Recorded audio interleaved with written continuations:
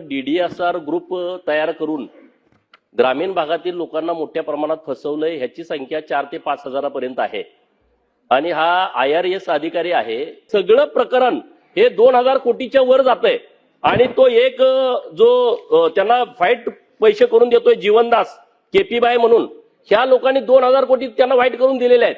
लोकांची फसवणूक आहे.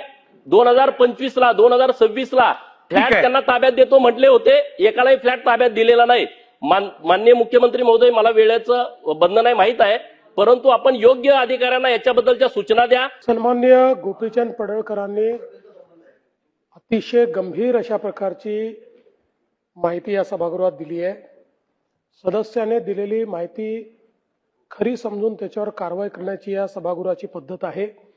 त्यामुळे त्यांची माहिती ही प्राप्त करून घेऊन जॉईंट CP लेवलच्या वरिष्ठ अधिकाऱ्याकडनं त्या संदर्भातली चौकशी करण्यात येईल.